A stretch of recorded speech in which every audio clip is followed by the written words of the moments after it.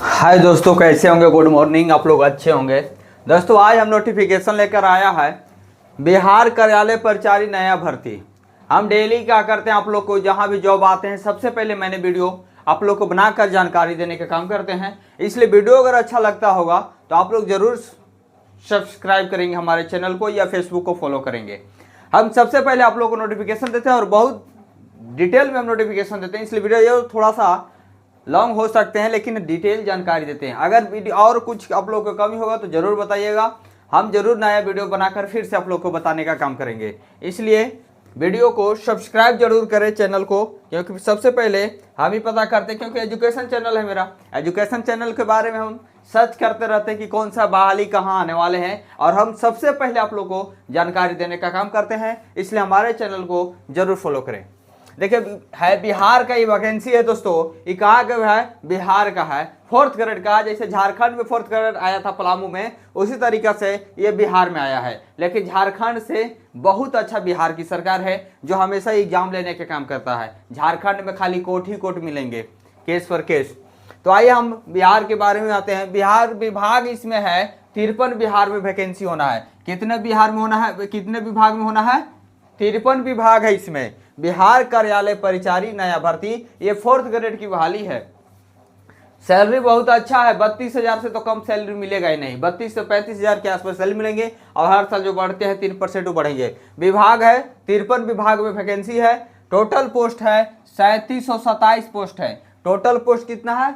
3727। योग्यता 10th रखा गया है। 4th ग्रेड की जो भी वैकेंसी आते हैं योग्यता 10th रहता है, ये आप लोग याद रखिएगा। 10वीं पास है, आप इस फॉर्म को भर सकते हैं। और ये क्या है? पूरे भारत के लिए है। ऐसा नहीं है कि सिर्फ हम बिहार के हैं तो भरेंगे, नहीं तो झारखंड के तो नहीं भरेंगे, यूपी के भी भर सकते हैं लोग। पूरे भारत के लोग इस बहाली को भर सकते हैं, कोई दिक्कत नहीं है। उम्र सीमा 18 से 37 साल, मिनिमम उम्र 18 साल रखा गया है। जिसका अगर उम्र कम से कम 18 साल होगा वो भरेंगे, और ज़्यादा से ज़्यादा 37 साल के लोग ही भरेंगे।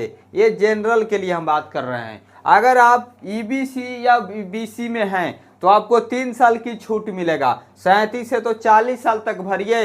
अगर आप एसी एसटी है तो 5 साल की छूट है। अगर 37 साल के आप हैं तो 42 साल तक भर सकते हैं। अगर एसी एसटी है तो 5 साल की छूट है, और अगर ओबीसी और ईबीसी हैं तो 3 साल की छूट मिलेगा।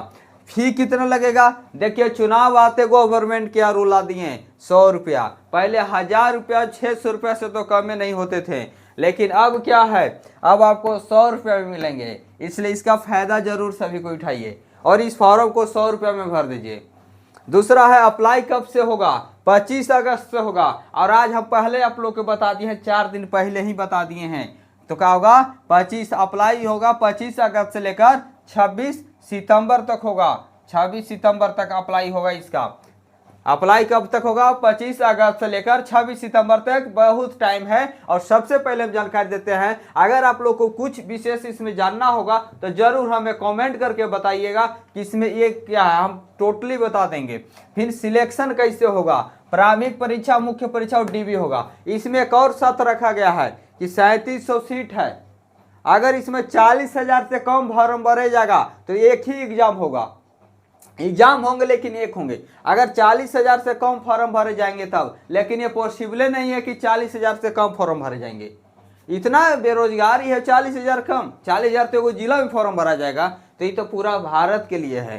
तो ये क्या है? प्रारंभिक परीक्षा मुख्य परीक्षा दोनों होंगे, लेकिन पहले अभी प्रारंभिक परीक्षा के दिए लेके चलना, क्योंकि 40,000 होंगे तो मुख्य परीक्षा की सिलेबस भी आ जाएंगे। चलिए, इसमें मुख्य पर पहला सिलेक्शन प्रोसेस जानिए। प्रारंभिक परीक्षा जिसको आप पीटी कहते हैं, और मुख्य परीक्षा को हम मेंस कहते हैं, मेंस।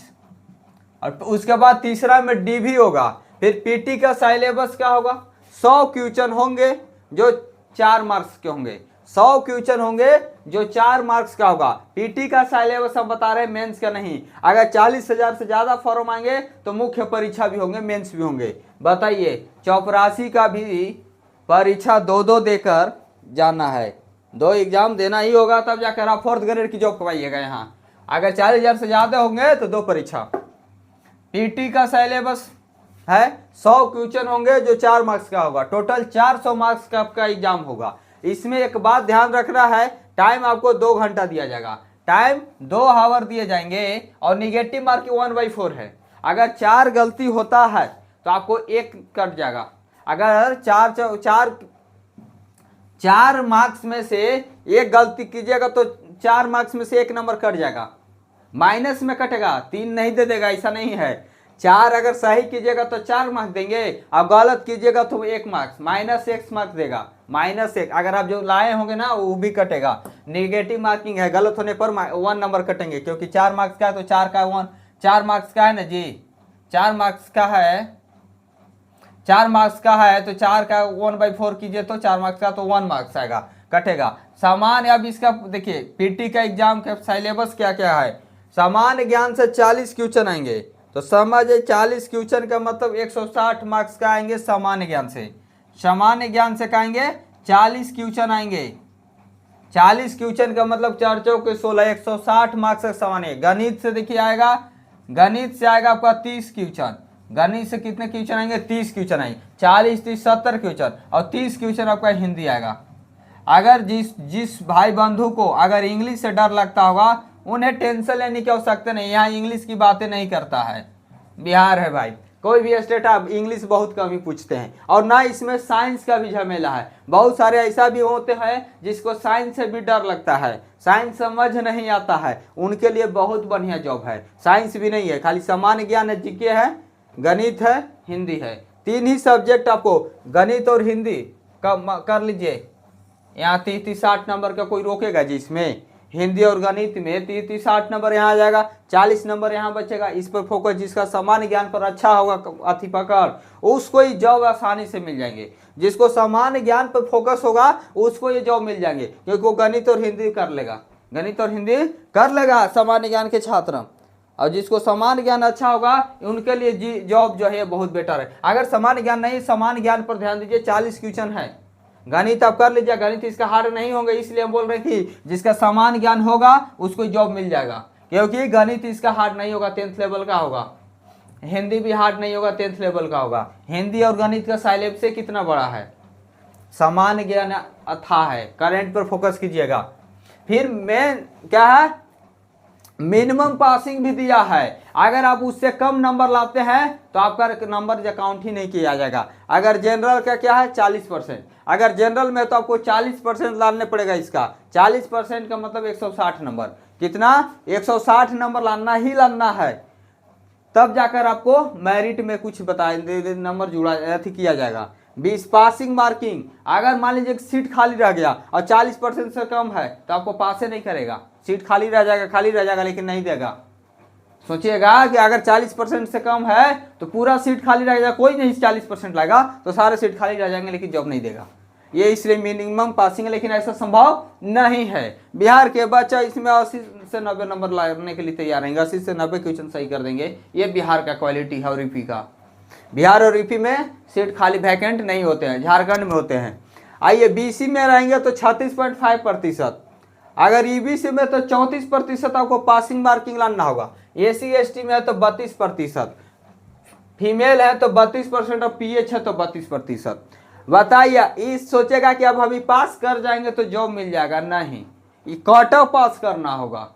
कट ऑफ पास कीजिएगा, तभी तो ऐसे ही रख दिया गया है नॉर्मली कि पास करिएगा तो देंगे, नहीं तो फिर हम सीट खाली रख लेंगे, लेकिन ऐसा पॉसिबल नहीं है। इससे कोई आपको मतलब नहीं है। जॉब चाहिए तो ये नहीं चाहिए कट ऑफ पार करना होगा, जॉब चाहिए तो इस पर विशेष इसको फायदा ही नहीं है, कुछ आप लोग को देखना ही नहीं है कि हम इतना। आवश्यक कागजात क्या लगेगा, अगर आप बिहार के हैं तो 10th के मार्कशीट के साथ साथ जाति और निवास भी लगेगा। अगर आप बिहार का रहने वाले हैं तो 10th के साथ जाति और निवास लगेगा। अगर आप अदर स्टेट के हैं तो ओनली 10th का मार्कशीट। अब बोलिएगा आधार कार्ड नहीं लगेगा, वो सब नॉर्मली लगता ही है, वो सब लगेंगे। जाति और निवास क्या है, अदर स्टेट को नहीं लगेंगे, सिर्फ और सिर्फ लगेंगे बिहार के। बिहार को लगेंगे 10th के मार्कशीट के साथ जाति और निवास, अदर स्टेट के हैं उनको नहीं लगेगा। और आधार कार्ड ये सभी डॉक्यूमेंट नॉर्मली लगते हैं, लगेंगे ही। जरूरी बातें क्या है, पोस्ट क्या भरना है, विभाग क्या है, विभाग इसमें कितने हैं 53 हैं। वेतन कितना मिलेगा, 32 से 35 हज़ार के आसपास वेतन इसमें मिलते हैं।